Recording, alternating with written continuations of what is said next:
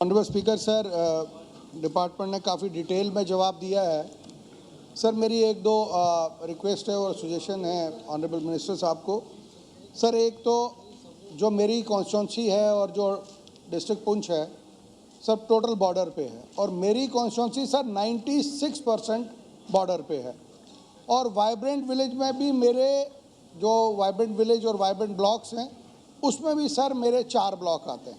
मेरी इनसे गुजारिश है, जो पैसे यहाँ से जाते हैं या जो भी स्कीम्स बनती हैं, एक तो बॉर्डर एरिया में सर वो जल्दी जाने चाहिए। और दूसरा सर, अगर ये अपना नेक्स्ट ईयर देखेंगे, उसमें नेक्स्ट ईयर ई में जो पैसा गया है यूटिलाइजेशन भी मेरी कॉन्स्टिट्यूंसी की सबसे ज़्यादा है। तो मेरी इनसे गुजारिश है कि ये नेक्स्ट ईयर जो अपना प्लान बनाएंगे उसमें जो प्लानिंग में पैसा रखेंगे, बॉर्डर एरिया में जो हमारे खास करके सर बिल्कुल ज़ीरो लाइन पे है, मैंने उसमें भी रिक्वेस्ट की थी ऑनरेबल सीएम साहब की मीटिंग में भी कि अगर फ़िलहाल हमें एक कम्युनिटी बंकर अगर वहाँ पे मिल जाए, जो ये पैसा आ रहा है, मैं एक पूरा बन नहीं सकता, हमारा proposal already government of India के पास गया है, वो अभी तक वहाँ से नहीं आया। लेकिन अगर इसमें सर जो पैसा है, अगर एक कम्युनिटी बंकर ताकि जब जंग हो उसमें इस्तेमाल हो, और प्लस सर जो पैसा यहाँ से निकले हमें टाइमली मिले और अकॉर्डिंग टू पॉपुलेशन हो। अगर आप उसके हिसाब से देखेंगे सर काफ़ी उसमें जो है डिफरेंस है। तो मेरी इनसे रिक्वेस्ट है, उसमें ये क्या कदम उठाएंगे सर? ये पहला सप्लीमेंट्री सर। पहला और आखिरी सर जहाँ तक पुंछ का है, मैं ज़ाती तौर उस कॉन्स्टिट्यूंसी में घूमा हूँ पहले टेन्योर में। सर मैं मानता हूँ कि वो हिली एरिया है और उसका टेरेन बड़ा टफ है, और बॉर्डर एरिया है। जब भी ऐसी कोई इश्यूज़ होते हैं तो पुंछ हवेली में हमेशा उसका ब्रंट उठाना पड़ता है। और ये भी सही है कि जो भी फंड्स यहाँ से रिलीज़ हुए हैं इनकी परफॉर्मेंस वहाँ पर है बेइंतहा अच्छी है। तो मेरी कोशिश होगी कि इंशाल्लाह रहमान अभी जो रेन्स हुए, जो डिज़ास्टर हुआ, उसमें भी पुंछ काफ़ी हद तक मुतासिर हुआ, या जो आर पार की लड़ाई में उसमें भी काफ़ी पुंछ मुतासिर हुआ। इनकी जेन्युइन डिमांड है, वहाँ पर इनका होना चाहिए कम्युनिटी बंकर। उड़ी में होना चाहिए, पुंछ में होना चाहिए, जो भी बॉर्डर एरियाज़ हमारे हैं।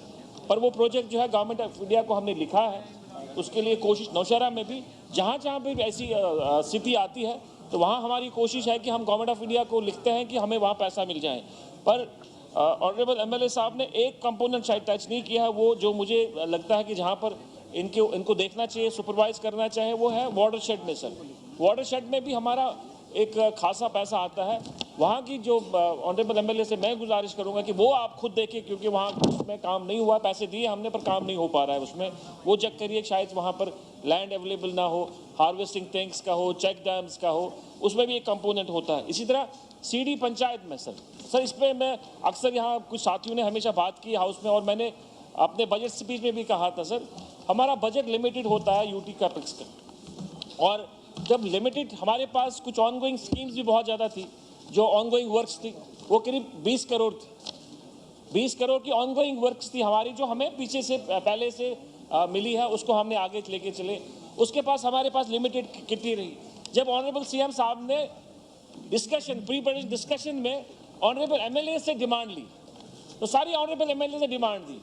जम्मू प्रोविंस में सर मेरे ख्याल से 150 करोड़ की डिमांड्स हमारे पास आई रूरल डेवलपमेंट में। इसी तरह श्रीनगर में भी 150 करोड़ की डिमांड्स आई।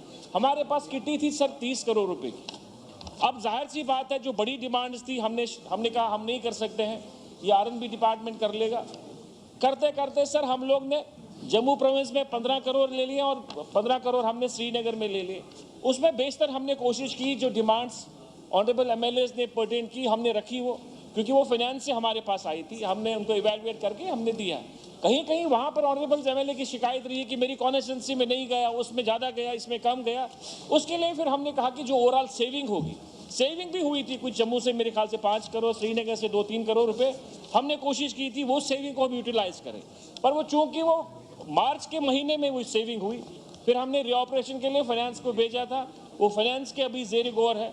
मुझे उम्मीद है कि इंशाल्लाह रहमान अगर इस फाइनेंशियल ईयर में नहीं है, 2026-27 में उन कॉन्स्टिट्यूंसीज को हम यूटी कैपेक्स के जरिए थोड़ी मदद करेंगे। साथ साथ में हमने कहा कि हम विकसित विलेज के लिए भी आपको 2 करोड़ रुपये ईच गाँव को दे रहे हैं। तो मैं समझ सकता हूँ हाउस की जो कंसर्न है वो सही है, और ऑनरेबल एमएलए पुंछ एजाज साहब के ये चलने वाले काम करने वाले ऑनरेबल एमएलए हैं। तो इसकी जो भी डिमांड्स होगी इंशाल्लाह रहमान, जेन्युइन डिमांड्स, वो हम कोशिश करेंगे वो पूरा करने की। सवाल है सर, मेरे कुछ पंचायत घर हैं जो ऑपरेशन सिंदूर में डैमेज हो गए हैं।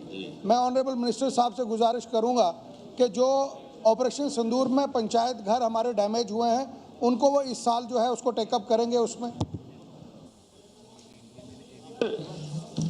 उसके लिए सर मैं इनको बताऊं सर, हमारा एक कंपोनेंट है RGSA, राष्ट्रीय ग्राम अभियान जो है, उसमें जो है गवर्नमेंट ऑफ इंडिया की वो एक स्कीम है, एक कंपोनेंट है, जिसके ज़रिए हम सर पंचायत घरों को या DDC बिल्डिंग्स को टेकअप करते हैं। अगर हमारी डिपार्टमेंट की तरफ से उनकी रिकमेंडेशन आती है, ये रिकमेंडेशन करें, उसके बाद अवेलेबल ऑफ फंड्स, हमारे पास जो ट्रेंच आता है गवर्नमेंट ऑफ इंडिया का, उस कंपोनेंट में उसको इवेलुएट करके जो भी पॉसिबल होगा हम कोशिश करेंगे। रियाज अहमद खान साहब।